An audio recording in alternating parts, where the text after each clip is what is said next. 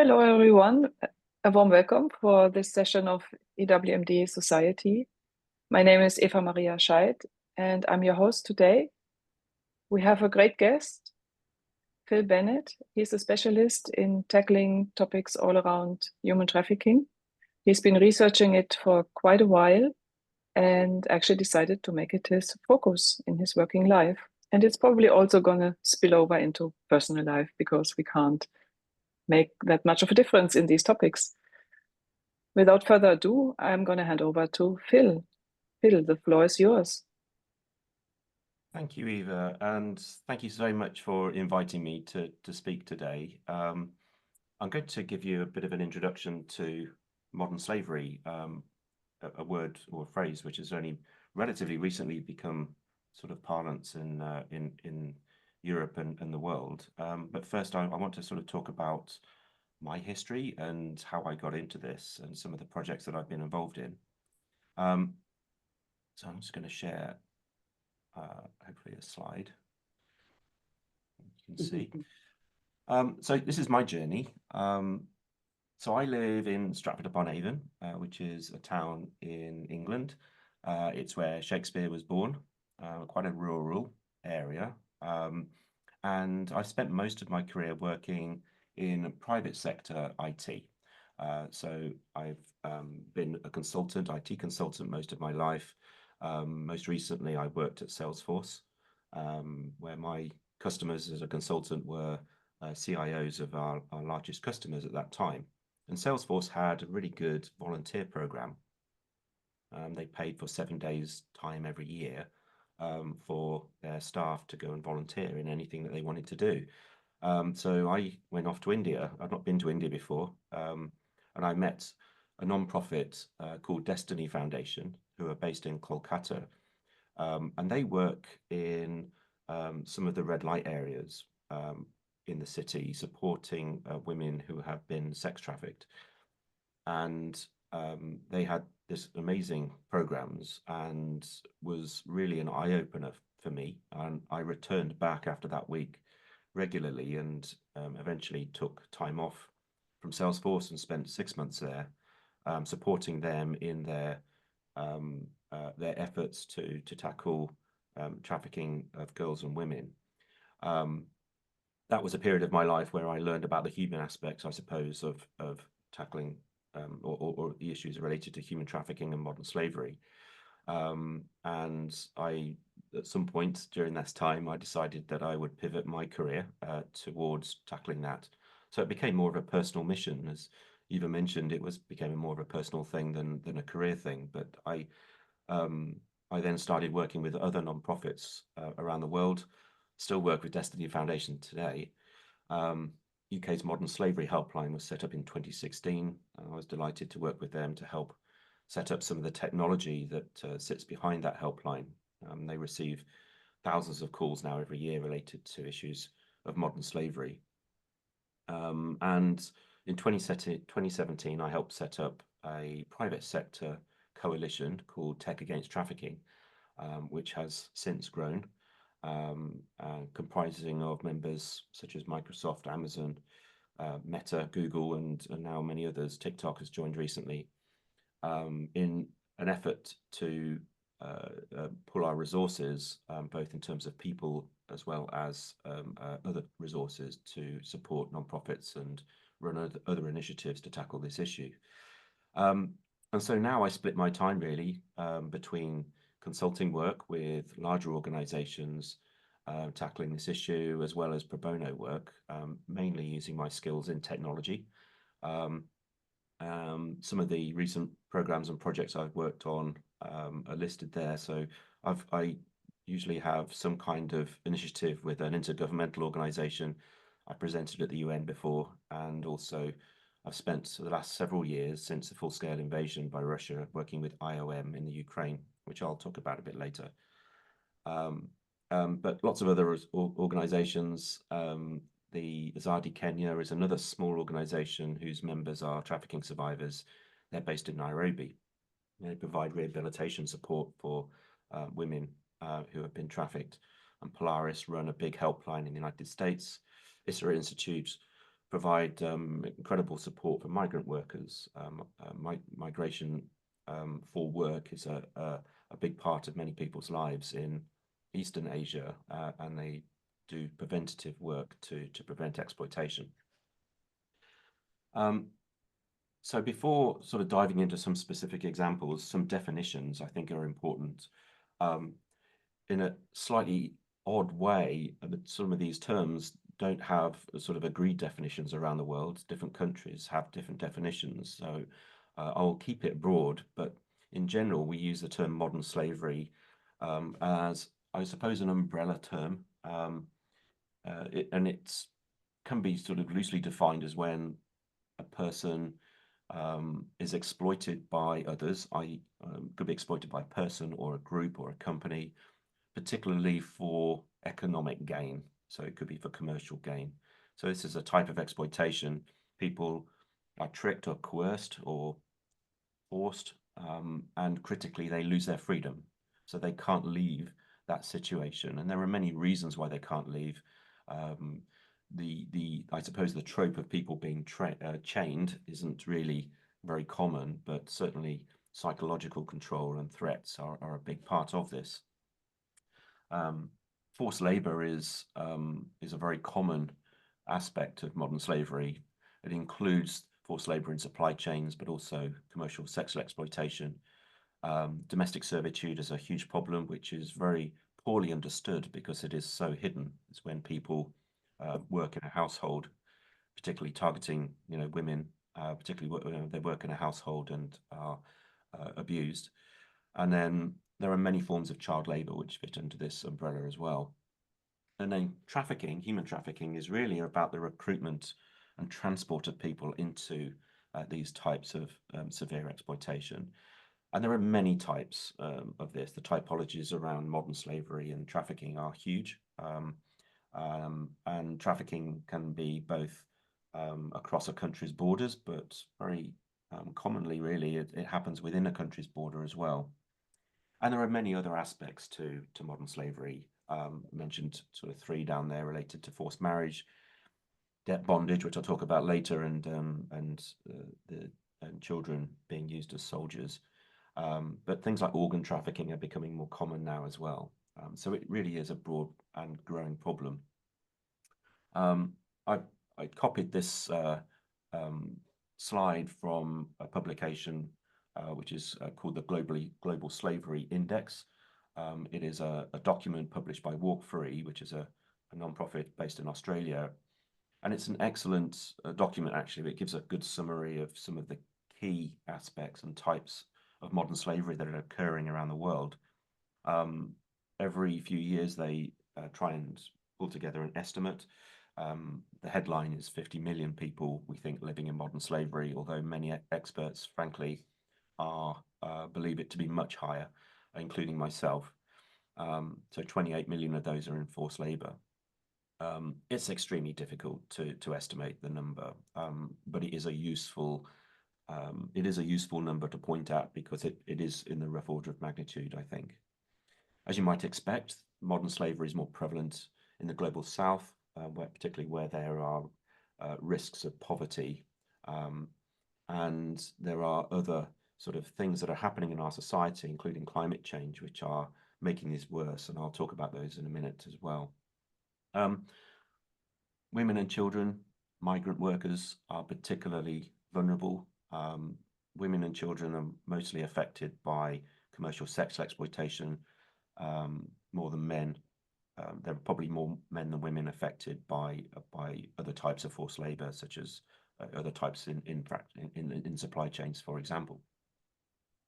So what I want to do, I'm going to just spend 3 or 4 minutes just giving you a particular example that was one of the first projects that I was involved in, and this was based in another part of India, not Kolkata. So let me see if I can get this to work. So what we're looking at here, I'm hoping you can see just an aerial footage here of what looks like a factory. It's actually a brick kiln. This brick kiln is in Bangladesh, and it's this big, long kind of trough in the ground where bricks are baked. And there are lots of these across India, Bangladesh, Pakistan, and they are well-known hotspots of exploitation across these particular industries. They recruit people out of, and while I'm talking, I'm just going to drop this share. I'm going to share another application which I have open at the moment. These people who work in these brick kilns are trafficked into brick kilns and are under what's called a bonded labor. Bonded labor is when people who work ask for a loan from a company because of poverty and other issues, and that company gives them a loan, and they're forced to pay back that loan with work, and they can't leave that work. And this affects millions of people in India and elsewhere. And on many occasions, these people have inherited that debt from their ancestors. So it becomes unfortunately an inherited part of their lives. They continue to work in these places. What you're looking at now, hopefully, do shout if it's not showing, but I'm showing an application which is a type of application called a GIS application. So it's a geographical information system designed to overlay data on top of maps. And what we're looking at here is a heavily zoomed in part of North India. And what we're looking at are several brick kilns. You can see that they look like what we were seeing before. They're kind of oblong in shape, and there is a middle chimney, and you can see hopefully you can see sort of the shadow of the chimney on some of these.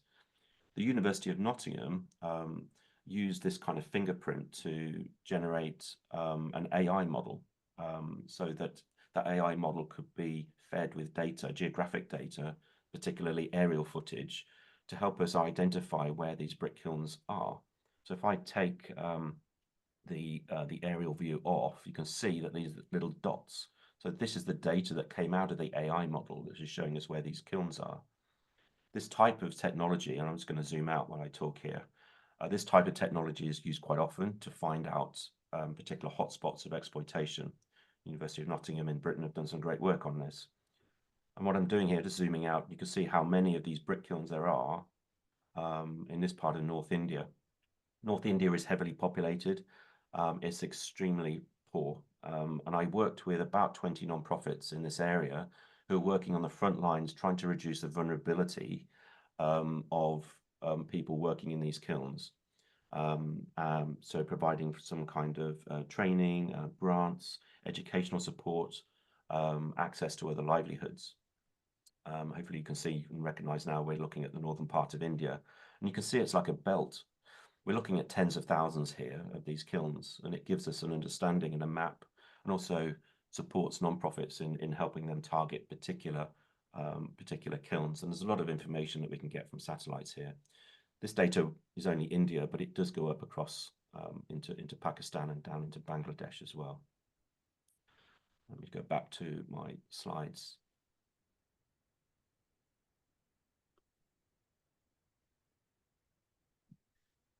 Okay. So let's talk about sort of other aspects then of modern slavery and some of the trends. One of the trends that is happening in recent years is our hunger, I suppose, for electronic products, particularly in the global north. Electronic products have very complicated supply chains, and the source of those supply chains are often in mines. What we're looking at here is a picture of a mine in the Democratic Republic of Congo, DRC. They are mining cobalt, which is a critical component of electronic devices, including phones, car batteries, and other related technologies, including solar panels, I think. And many of these mines are extremely, I mean, calling them informal would be kind. People are just diving in using pickaxes, and many of them are artisanal mines run by families, but many more are run by militia with heavy corruption within the government. And they traffic children in, sometimes from many miles away across the country, who do exploratory mining work. If you own a mobile phone, the chances are, I think it's very likely, and we all own mobile phones probably on this call, it's very likely that many of the the chemical components, including cobalt, would have come from DRC and would likely have had an element of child labor and severe exploitation occurring here. Frequent mining accidents. It's very, very problematic, and also because of the corruption, government involvement sometimes is extremely difficult to tackle. Other changes that we see happening around the world are obviously climate change, and there are complex interrelationships between the way climate change is happening and modern slavery. This is a photograph of farmers who are working in the Sundarbans region of Bangladesh. So this is the part where Bangladesh meets India, and it's very, very low-lying ground, a lot of mangroves. It's actually beautiful. I've been around there on an expedition, and those people who live there are extremely vulnerable. And what we're seeing is an increase in severe weather events. We talk to people there, and they tell us this as well, particularly strong cyclones. And these cyclones ruin the farmland, which is their livelihood. It's the salt water encroaches and just ruins the soil. You can see that people are trying to adapt. This is the sort of a vegetable garden, essentially a clever way of farming on top of the water after the cyclone. But what it's doing is it's making it so hard for people that they are beginning to migrate now out of the Sundarbans area. And they often head into the cities like Kolkata and other cities in India, where they are extremely vulnerable. So they are economically very, very poor, and also, uncertain about how to live and survive in these cities. Typically, what comes with this is also child marriage. Children can sometimes almost be sold off, particularly girls, in child marriage, which is another type of modern slavery, and often will lead to sex trafficking as well. Obviously, the big weather events are a big part of this, but there are also the gradual changes. Again, you can see in South Asia and many other countries, including, say, South America, which is where we're seeing the gradual erosion of the Amazon rainforests, are often linked with forced labor as well. So there are strong connections here. When we talk about climate change, we're also talking about the increase in human exploitation. Our rapid shift, of course, to greener energy is in many ways very welcome to help us tackle the impending climate issues. However, it is coming at a huge humanitarian cost. This is a photograph of, I think it's still the largest solar plant in the world. This is based in China. Solar power, which is becoming more popular, needs polysilicon, which is a chemical, if you like, derived from quartz and processed. And majority of the polysilicon comes out of the Xinjiang region of China, where Uyghur populations live, a population who are heavily ostracized and in some cases tortured by the Chinese government. There have been recent discoveries of camps, internment camps, and labor camps. And chances are that solar panels that you might have or people are buying will contain will have had supply chains linked to this region, although there are now efforts to try and tackle this, given the enormous, I think,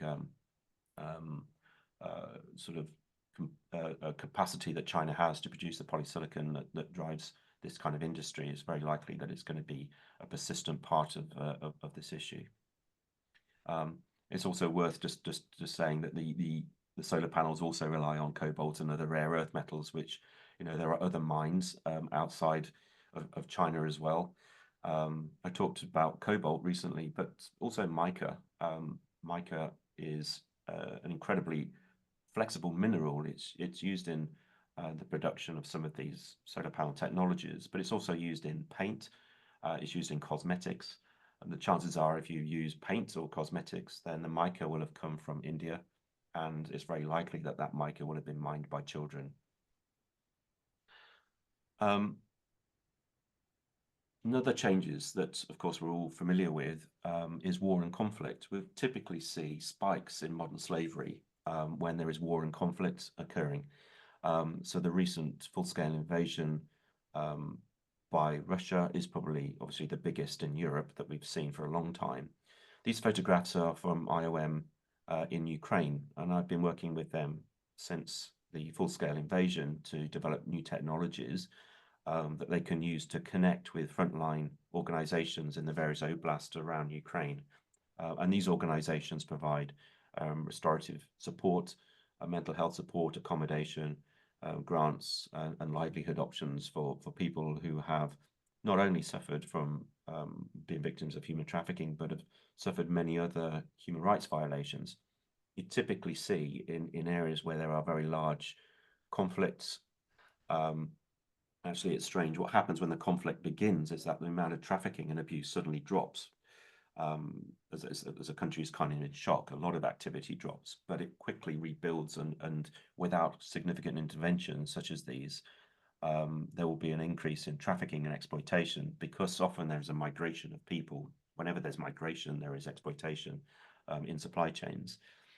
And typically, and what we've seen in Ukraine is that what comes with trafficking is also other types of crime. Children and women are particularly at risk from gender-based violence and other war-related humanitarian risks as well. I mean, we always sort of think, what can we do about this? And it's important just to sort of think about what's involved in making our products. When we talk about supply chains are extremely complex. We heard at a conference a few days ago a tech company saying that their entire supply chain probably consists of about 30 million companies. So they are very big and very difficult for individual companies to, if you like, police. But even as like citizens, as consumers, if we think sensibly about where, for example, garments come from, where do our, buying a t-shirt, what happens? Well, that t-shirt has to begin life probably with some kind of cotton or polyester. If it's cotton, that means it's grown. That means there are farmers growing that. It has to be processed. It has to be farmed. It has to be transported. There will then be workers in textiles, so spinning and so on, making the fabric. That fabric has to be dyed. That dye costs money. Where does that dye come from? There is often printing and other types of finishing on those textiles.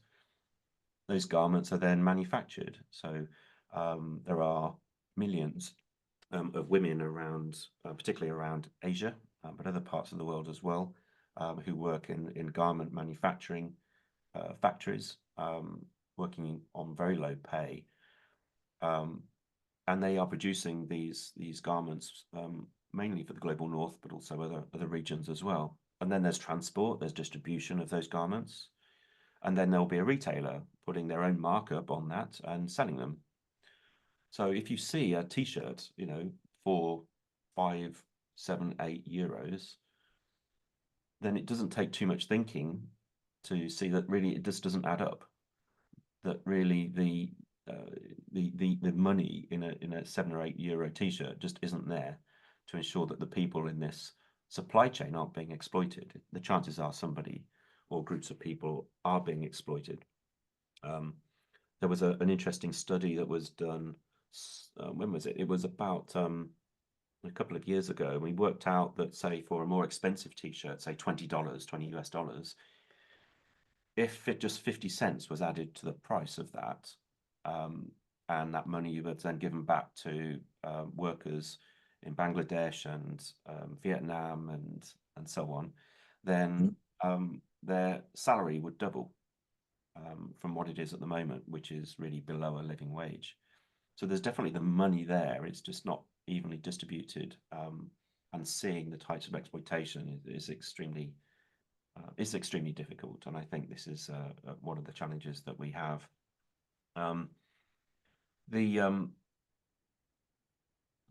Next. So, I mean, what are we doing about this? I think I've talked about sort of the way that consumers can play a part.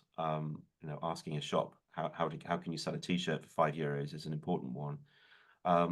The very recent advances in regulation are stark, actually, particularly in Europe. This is a diagram that BSR, which is an organization in California who work with big companies on humanitarian issues, produced. And you can see that what began as these voluntary codes of practice, if you like, have moved more into more mandatory laws and regulations in order to tackle this type of abuse. Probably a huge step forward was UK's Modern Slavery Act, where I think modern slavery was used for the first time, really, in an act of law. One of the things that the Modern Slavery Act did was ask companies above a certain size, or didn't ask, it told them that if you were above, I think it was around 30 or 35 million pounds in revenue, then you must write a modern slavery statement indicating how you're tackling modern slavery in your company as well as in your supply chains. And it was a very simple request, actually, to put a link on your homepage. And obviously most or many companies have done that. And what it did, because that had to be signed by the board of these companies, was really start to raise awareness within companies of modern slavery and what it means, asking companies whether they knew about what was happening in their supply chains. And more budget, if you like, was starting to be released by companies in order to employ people to help not only write the modern slavery statements, but to start tackling modern slavery in those supply chains. And we've seen really over the last 10 years, particularly, a real growth, excuse me, in the efforts of larger companies to tackle this. We've then seen other around the world, actually, but we've seen other new laws coming in, and what it does, and this is where it gets a little bit contentious.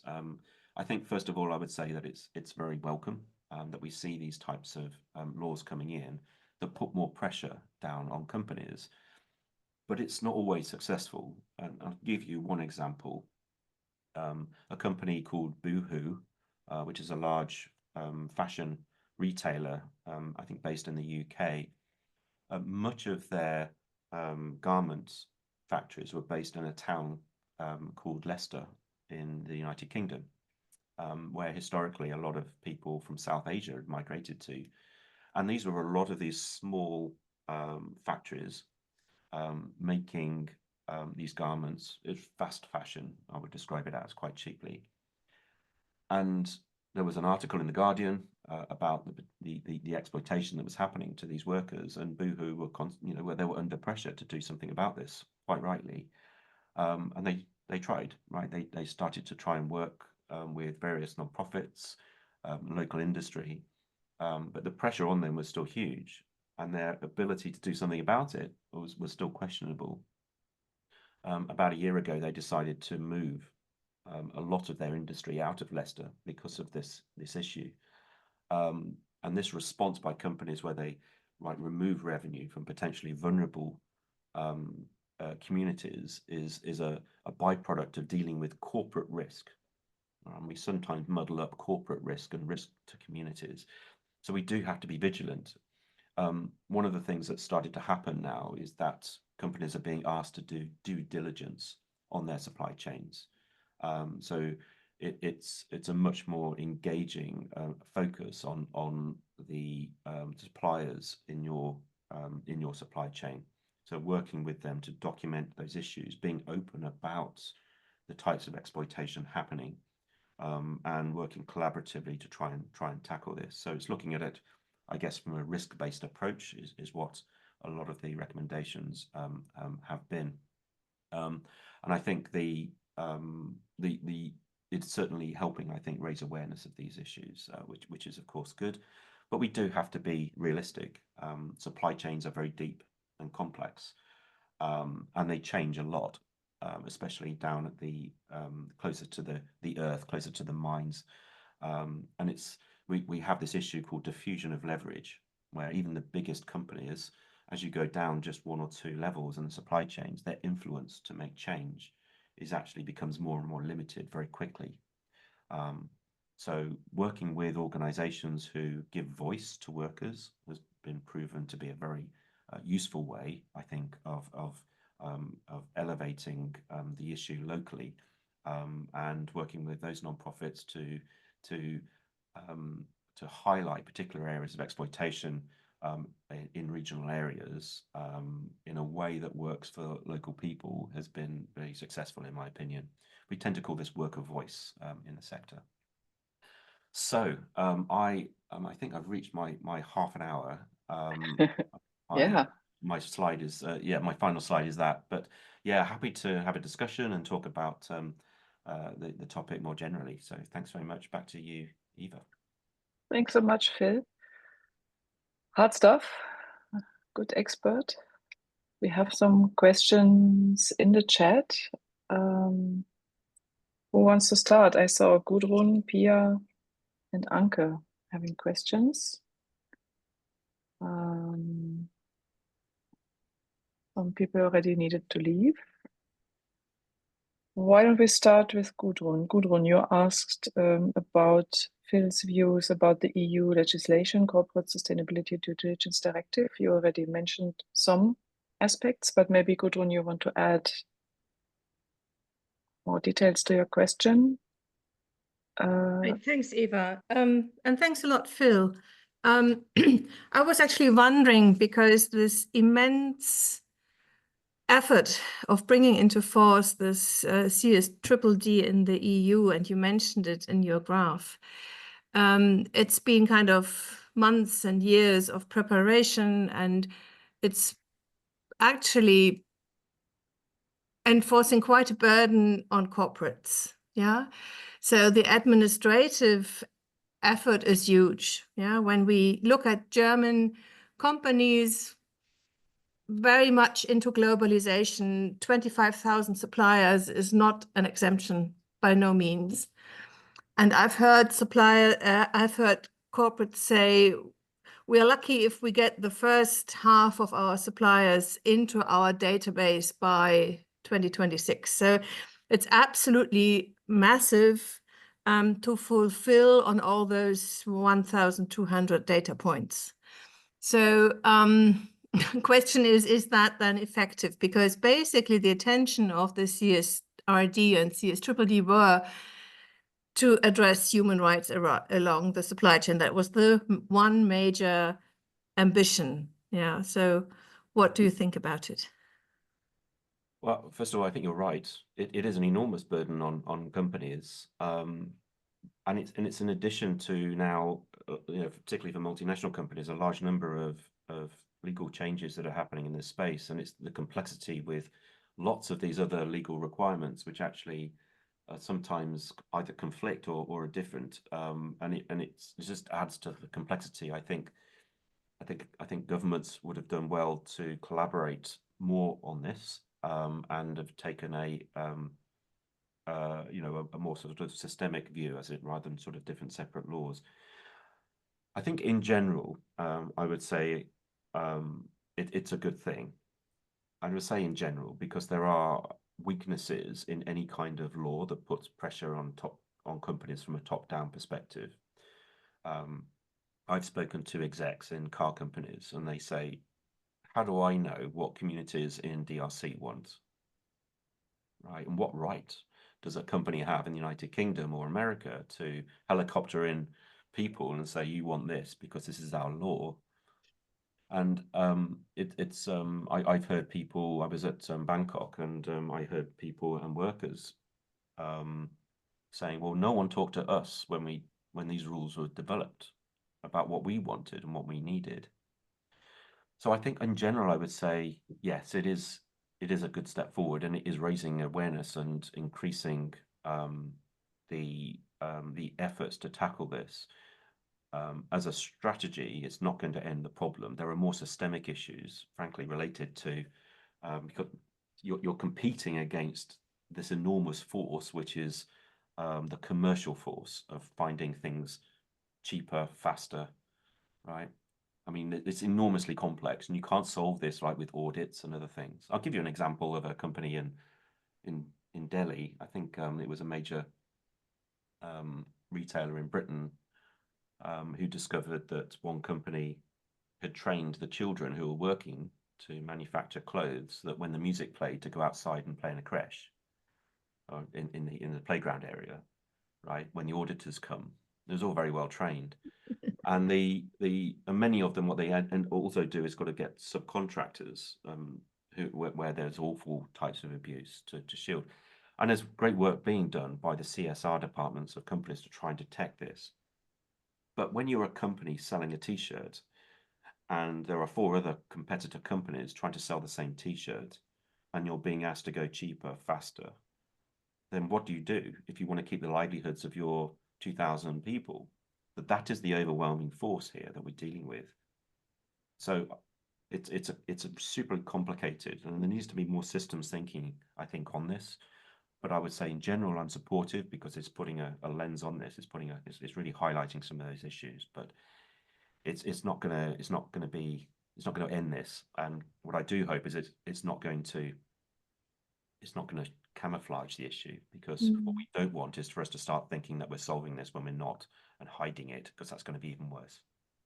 And if I just may add, Phil, thanks for your views on the official and regulatory efforts. You mentioned Boohoo, and what do you think about voluntary standards and the integrity that is behind that? Because that's the industry themselves, and you would always like that if it's serious and honest, but we as consumers are very bad off in really judging how these standards are put into effect. Yeah, I mean, again, it goes back to commercial stuff. I mean, there's lots of so on the voluntary standards, I think that's great. There will always be organizations who are like a leap forward, right, ahead of others, and say, look, we want to do more, and we will do more. I mean, I've worked with some amazing for-profits, right, in this space, in many industries, who are going above and beyond what's legal. I think when it comes to there's a lot of money to be made in helping corporations tackle what is perceived as a global risk. What's happened is that it's freed up enormous amounts of money to be spent, and you end up with organizations with like AI solutions, all sorts of things like wired into procurement systems, all trying to tackle this issue, but from the corporation's perspective, you know, don't buy here, that's a higher risk. Well, that might be a community who needs that money and could benefit and become lower risk if they have that revenue. And there's other things, you know, to do with consumers. You know, we see sort of ethical bananas, right, or something like that. Well, the company behind the statement saying that these bananas are more ethical, their customers are the corporations, not the workers. And there's evidence and research that's been done by, you know, by researchers saying that actually it makes no difference and sometimes can make things worse. You know, we pay extra for ethical bananas because we think they're ethical. But actually, where's that money going? Turns out it might not be where we think it's going. So it's super complicated. Yeah. So do you have a top 10 list of do's? So what can we do? Because I mean, yeah, where do we trust that what we are seeing is really what we get is what we see, right? And how do you change your life in your consumerism? yeah.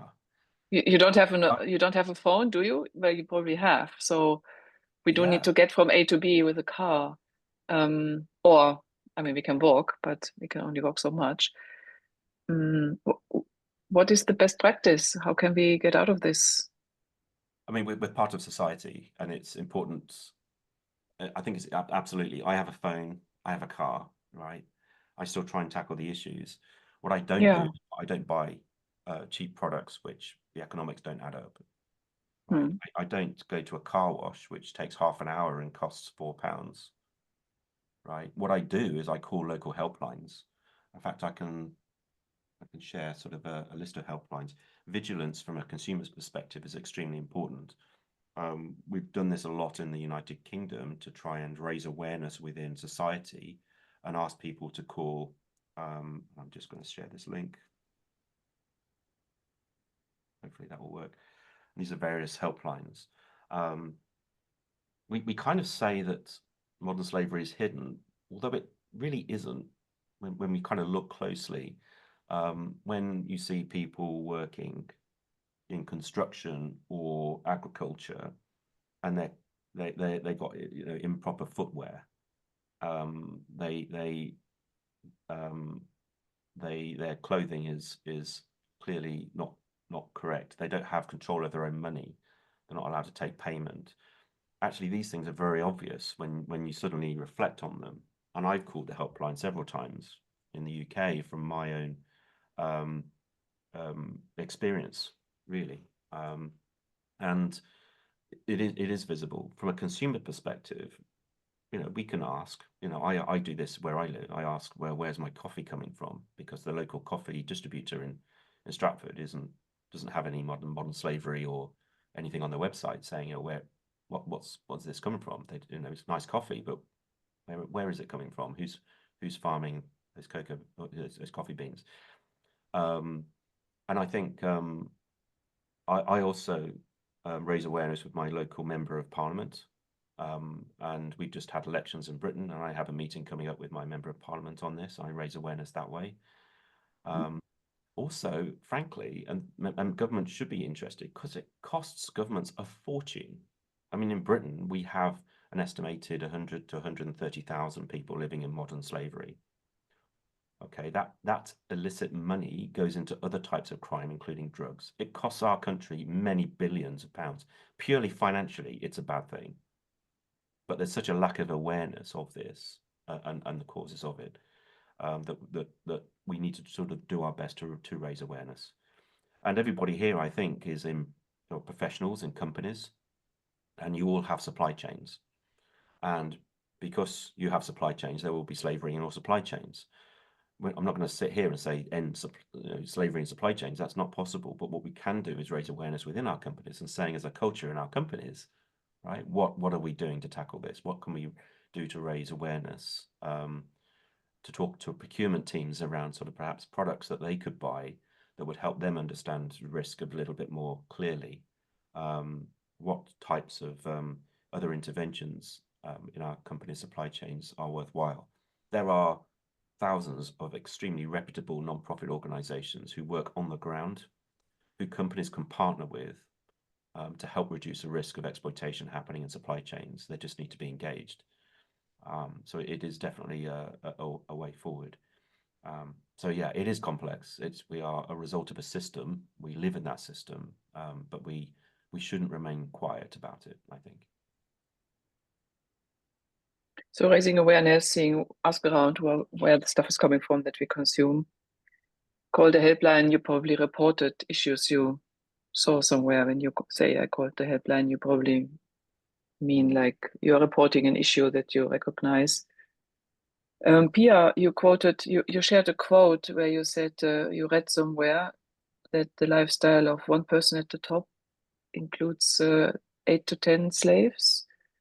Have you heard such a comparison, Phil? Where is that? It was quite early on in the chat. So like this ratio of how. Quite likely, yeah. Quite likely. Quite likely. I mean, saying if you look at the depths of our supply chains, it is very likely. I mean, for example, if you buy tomatoes, a lot of those will come from southern Spain. There are known trafficking routes from Nepal into Spain, right, that enable that. So there's a lot of food groups there which are connected with it. Just a modern lifestyle, right? We talked about chocolate. I think someone mentioned there, I can't give up chocolate. I can't give up chocolate chocolate either. But there are great chocolate companies which I use who are really excellent, actually. Let me just see. See if I can dig out this in a minute. But Tony's called yeah, let me sell you this. So they sell this in Britain. I think might be a Dutch company, but they do remarkable work in working with local organizations on the ground where there is cocoa being farmed, and it's perfectly possible they're trying to get other manufacturers of chocolate involved as well. So there are very good and ethical providers of clothing, of chocolates and other things who we can choose. And they're not much more expensive, really. You wouldn't notice it. but it does make a dramatic difference to many people's lives. Peter, you mentioned about modern slavery closer to home in the EU, UK. So yeah, super complex. I mentioned before that in terms of prevalence and numbers, most people who are suffering this are in the global south, but that's certainly not the full picture. In Europe, there are a number of things that can enable modern slavery. Certainly industry related to construction and agriculture. There is a high prevalence in most countries in the UK. Sorry, most countries in Europe, particularly the EU.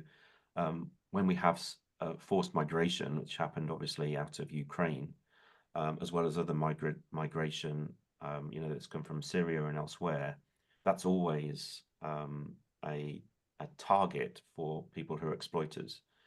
Tony's chocolate. Yes, I do. Thank you, Tanya. Put the link in there. And if you think about it, when people arrive in a country, if they are undocumented, then they can't go to the police if something's wrong. And criminals know that. But at the same time, they need to be able to feed themselves, and they therefore, almost have no option.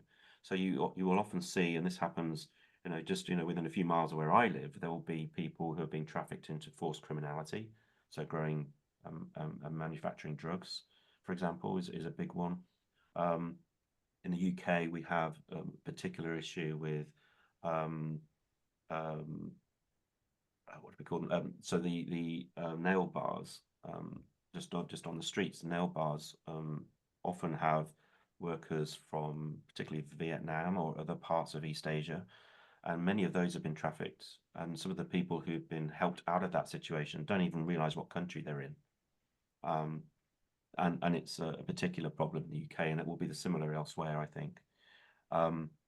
There have been issues related to, I would say, even in Britain, sort of major well-known companies. So there was an issue related to McDonald's, where people are being severely exploited at one of the McDonald's restaurants. So it's not just hidden in factories and other things like that.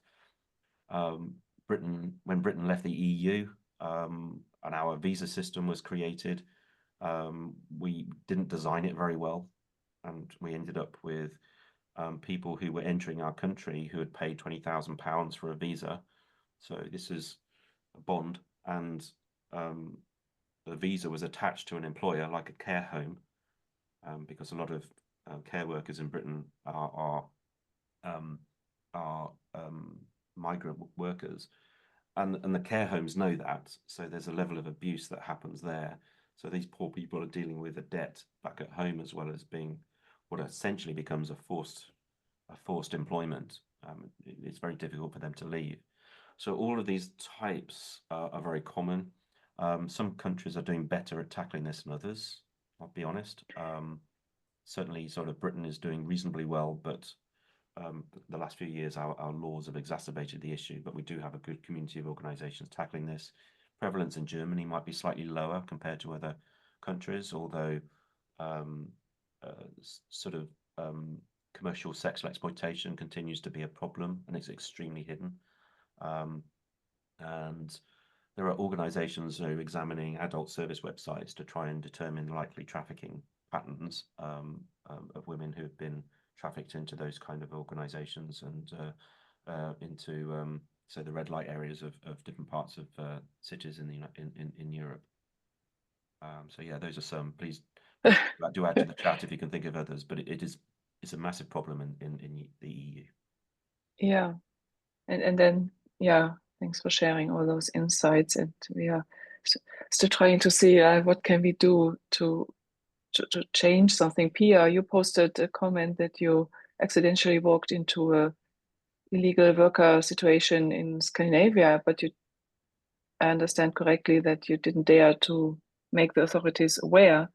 So I think there is helplines in some countries where you can call anonymously, so that if I see something like that, I could call.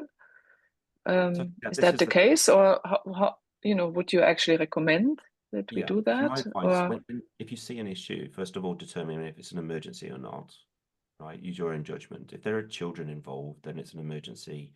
If there is, risk of life, then call the emergency services, call the police.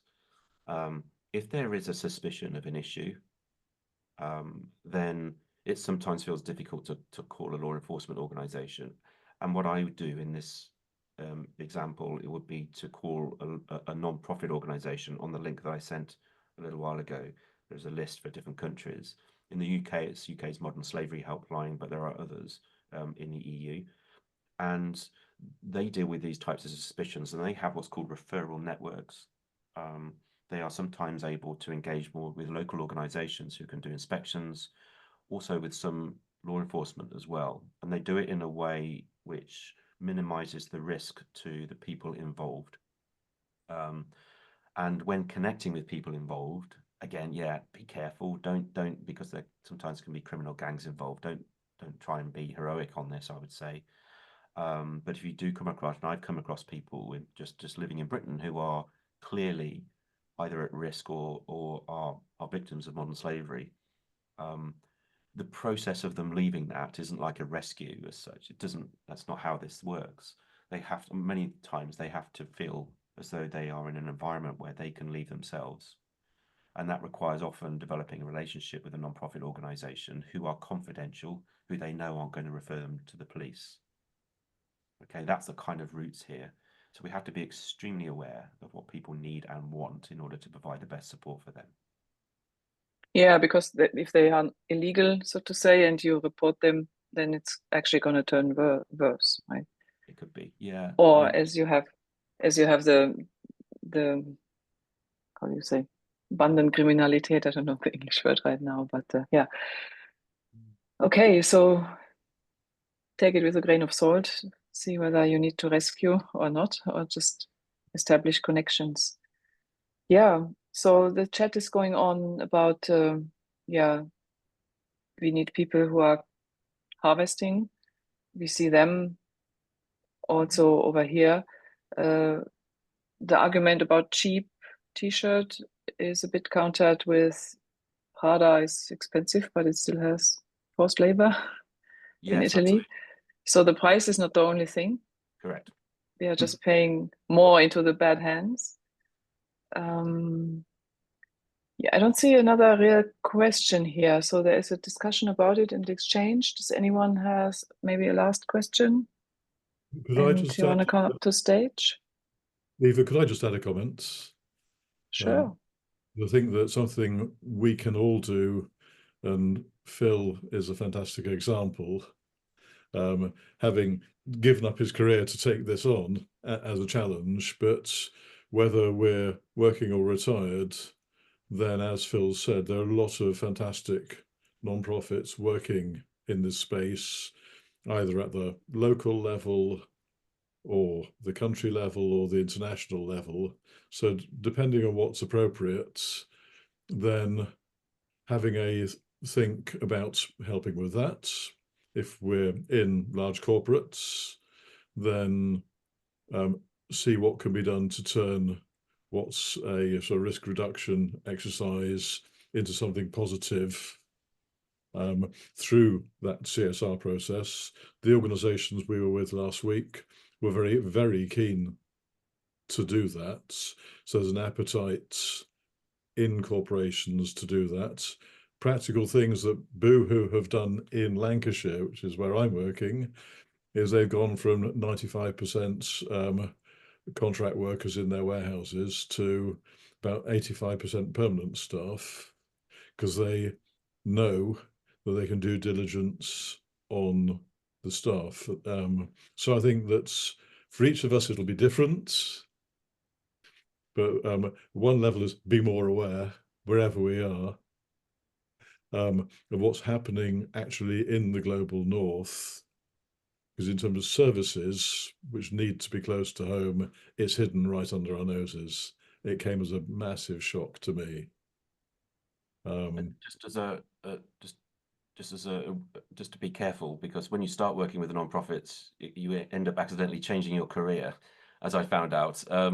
So just be aware. But it's a great call out, Peter. So yeah, working with nonprofits, my advice is, you know, connecting with nonprofits. Always, there's an awful lot to learn. So when I got involved, the first question I asked really was, what are your barriers, and how can I help you remove those barriers, given what I know, right? That's a great entry point into working with nonprofits, and that discussion and that just basic engagement gives you the opportunity to learn as well and become more effective. I realize that so many of the nonprofits, particularly frontline nonprofits, humanitarian work that's done is complicated and takes a lot of learning and understanding before we dive in. So yeah, but definitely get involved with either locally or nationally with nonprofits. They will be delighted, I'm sure. Thank you. I think we close it for today. 3 minutes to the hour. You can prepare for your next meeting at the top of the hour that you might probably have. Thank you so much, Phil. Thank you, Peter, for introducing me to this topic in the first place. And thanks to Claudia for having us on this EWMD Society channel. Thank you and have a good day.